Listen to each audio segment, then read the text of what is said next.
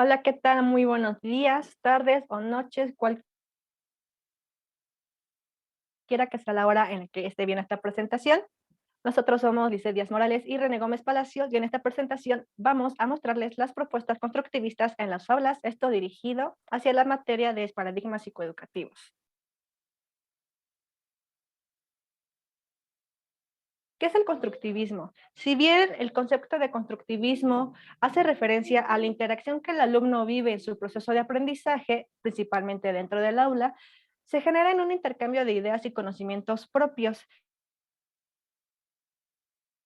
Es decir, que los individuos dentro de estas aulas no solo van a contar como receptores pasivos, sino que serán constructores activos de su realidad y experiencias a través de situaciones académicas, laborales y sociales en el cual puedan compartir sus conocimientos. Ahora, vamos a hablar de cuáles son los tres pilares que centran el constructivismo como un método infalible para el sistema educativo actual.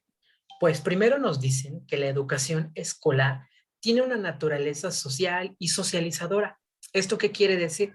En las aulas, en cualquier nivel o sistema educativo, hay un intercambio de ideas, la interacción que se crea con nuestros compañeros, con los maestros, o tan solo en el trayecto de un lugar a otro, pues es un elemento que ayuda a desarrollar una serie de habilidades y estrategias que son fundamentales para el desarrollo a nivel social.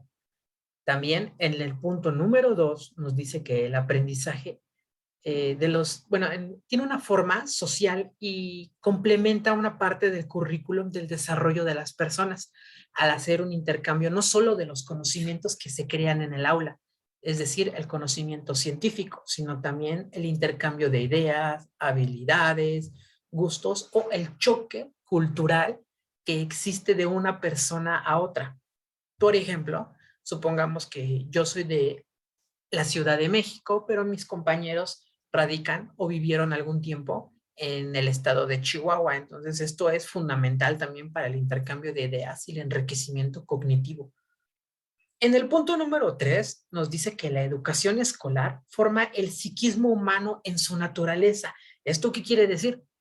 Pues bien, nos da una clara evidencia de que el ser humano, como parte de una sociedad, grupo, familia o cultura, pues necesita de una forma u otra el intercambio cultural, la convivencia social y pues también enriquecerse de conocimientos por medio de complementos académicos. Entonces, aquí se centra la virtud de estos tres componentes del pensamiento constructivista. ¿Cuáles son las principales características o bien ventajas que nos aporta el constructivismo? Principalmente quisiera recalcar que adquirimos autonomía, es decir, que durante el aula la información que le estén dando a los alumnos será autocrítica también para el profesor. ¿Esto qué quiere decir? Que mediante las interacciones sociales que existan dentro del aula será ese enriquecimiento cultural y cognitivo en el cual podrán seguir compartiendo sus conocimientos fuera del aula. Un ejemplo, supongamos que el profesor al terminar de exponer su clase va a reflexionar sobre aquellos puntos positivos y negativos en los que habrá notado o escuchado a través de sus alumnos, con el cual podrá construir nuevas estrategias para que sigan participando y puedan seguir reflexionando la información impartida en el aula. En conclusión, esto hará un enriquecimiento a lo que actualmente conocemos como práctica reflexiva. Ahora, vamos a hablar de quiénes proponen este pensamiento constructivista. Tenemos tres ejes importantes aquí. El número uno, hablamos de Piaget. Fue un psicólogo francés, el cual estaba interesado en conocer los aspectos más fundamentales del desarrollo de las infancias, por mencionar una parte de su trabajo. Pues él nos dice que los niños aprenden con la interacción de su medio ambiente. El conocimiento se va construyendo de poco en poco y se enriquece a través de toda la parte cognitiva, todo lo que entra a través de nuestros sentidos con la interacción de uno con el otro, genera este conocimiento que se va almacenando de forma lógica y se va relacionando una cuestión con otra conforme van creciendo y desarrollándose las infancias. Por otro lado, Vygotsky nos dice que el constructivismo para él, pues es el intercambio de la socialización, en el cual menciona que el lenguaje tiene un papel fundamental.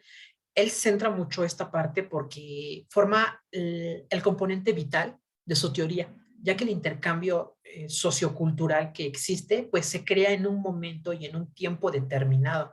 Entonces, para él, el conocimiento, pues forma parte de una serie de construcciones que van de la mano con la interacción social y solo se crea por este medio. Y por otro lado, Brunner nos dice que el proceso de aprendizaje se construye con el conocimiento y la organización y categorización de la información. Ahora, ¿esto qué quiere decir? Es un punto fundamental de la práctica reflexiva, ya que él dice que lo ideal es que el alumno o la persona en cuestión que está aprendiendo sea quien descubra algunos puntos fundamentales, claves y elementales de la teoría o de la práctica. Y el maestro debe de cumplir un papel en el cual guía o corrige, pero no estrictamente es el que impone el conocimiento o el que lo va dando. Entonces, esto que es importante porque el alumno forma teorías, instrucciones y una serie de ideas que lo llevan a una conclusión que, si bien o no, ya está encaminada al pensamiento práctico.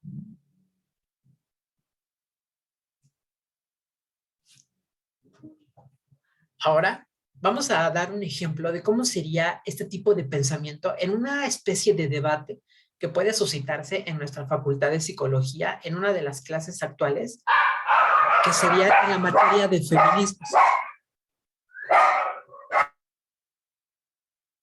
Bien, en mi punto de vista, yo considero que el feminismo sí debe ser impartido para todos, sin importar alguna clase de género, de orientación sexual o de identidad sexual. ¿Por qué? Porque si bien nuestras antecesoras han luchado para que actualmente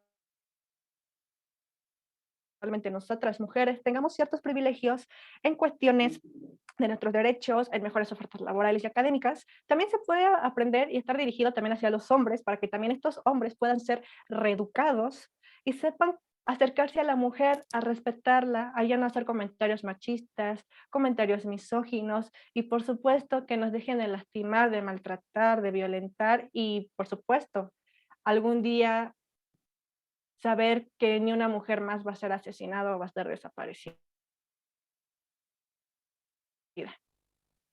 Por otra parte, mi propuesta es que el pensamiento de un colectivo, en este caso el feminista, debe de estar estrictamente ligado a las mujeres. ¿Por qué? Porque forma parte de una lucha que se ha llevado a lo largo de la historia. Y pues mi idea yo la fundamento en una metodología que se crea a lo largo de diversas generaciones en diferentes partes del mundo y la cual, perdón, tiene como finalidad pues ofrecer una alternativa en la cual se disipen los machismos y las construcciones sociales actuales. La idea que yo tengo es que el movimiento sea exclusivo de las mujeres y que otros grupos y colectivos no interfieran en el mismo. Por otro lado, supongamos en otro tipo de marchas, en la marcha LGBT. Si bien yo me considero una persona hetero-cisgénero, esto no quiere decir que yo no tenga la oportunidad de aprender sobre este tipo de comunidades para que yo me sepa dirigir a ellos, los acepte, quitar ese concepto de que es lo normal, porque ellos siguen siendo seres humanos. No hay que considerarlos como personas anormales, simplemente tenemos que seguirlos aceptando, al igual que nosotros tienen los mismos derechos, tienen las mismas oportunidades laborales y académicas, y por supuesto, también tienen la oportunidad de formar un grupo familiar. El ejemplo que menciona mi compañera Lisbeth es importante recalcar que el tener la información de un movimiento o colectivo, pues no demerita también que sea una pelea o una lucha exclusiva de cierta comunidad, de cierta población. Entonces, esta sería una especie, en resumen, perdón, sería un intercambio de ideas que podría ser útil en cualquier tipo de aula, a cualquier nivel educativo. Es decir, una persona que posiblemente esté en contra, otra que está a favor, pero que ambas ideas se unen en algún momento, ¿no? la liberación de los derechos en pro de la mujer, pero desde diferentes perspectivas. Ambas son totalmente válidas, ambas tienen un fundamento, una teoría y una serie de bibliografía que respalda cada una de estas opiniones.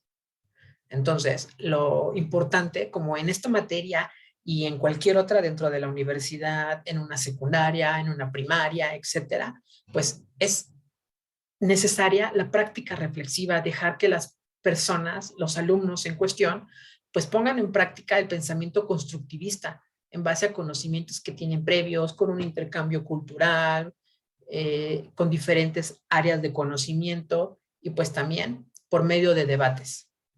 Y por supuesto, no hay que olvidar que este tipo de información también puede ser compartida desde experiencias personales. Al final de cuentas, esta práctica reflexiva va a seguir haciendo una interacción enriquecedora tanto intelectualmente como cognitivamente.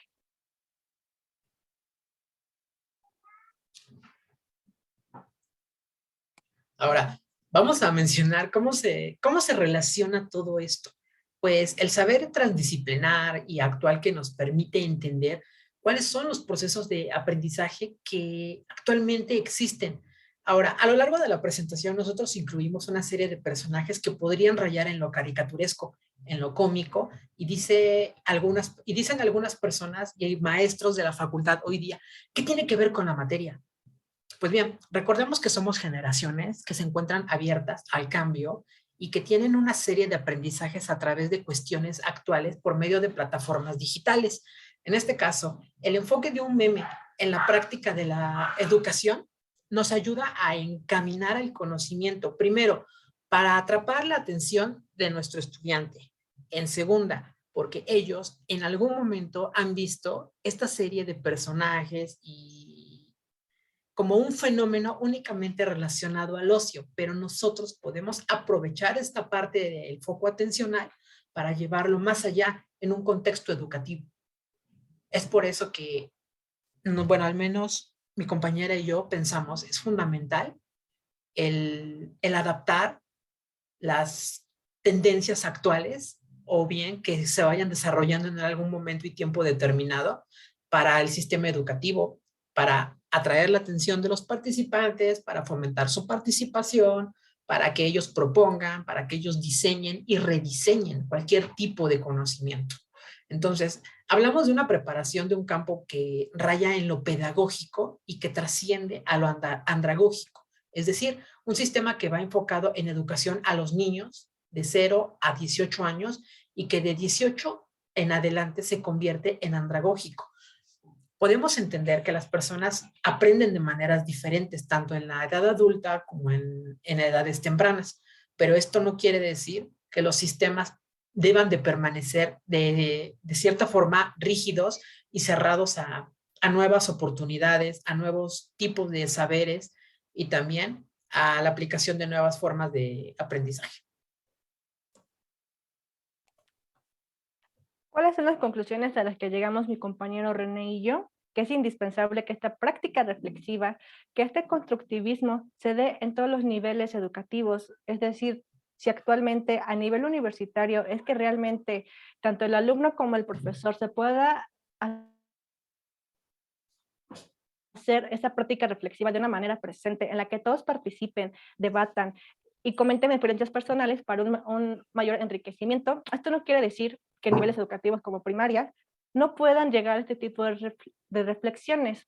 Recordemos que el sistema educativo en México se basa principalmente en la memoria de trabajo, es decir, que el profesor se limita a dar la clase dictándose a los alumnos y los alumnos igualmente se limitan a solo copiar y pegar, a solo retener la información lo más precisa que puedan, pero al final de cuentas no están reflexionando, no están entendiendo lo que están aprendiendo y mucho menos van a poder compartirlo hacia otras personas fuera del aula. Hay que pensar que también los padres se pueden interesar en este aspecto sobre decir si sus hijos están realmente aprendiendo, les está realmente gustando qué es lo que están viendo en la escuela. Entonces es muy importante que esta práctica reflexiva llegue a todos los niveles educativos y más que nada para seguir construyendo este tipo de interacciones sociales en las que en algún momento todo el sistema educativo, incluso incluyendo otras ramas transdisciplinares, pensemos en la pedagogía, la psicología clínica, en la psicología forense, en la psicología educativa, en la que juntando todos estos elementos se puedan hacer constructores activos, sea compartidos en las aulas, y es muy importante que también lo que se ve en las aulas sea transmitido hacia terceros, que no solamente se limite en las escuelas, sino de que estas experiencias, estos conocimientos, los puedan compartir hacia afuera y puedan mejorar sus relaciones laborales. Pues en grandes rasgos esta sería nuestra presentación y pues la idea de esta era pues generar una especie de debate que nos ayudara a entender cuál es la importancia del pensamiento constructivista, el intercambio de ideas que puede pues trascender de una disciplina a otra. Esto sería la transdisciplinariedad y el intercambio de conocimientos para enriquecer, proyectar y elevar el conocimiento. Y pues le agradecemos mucho su atención y eso sería todo, profesora. Muchas gracias.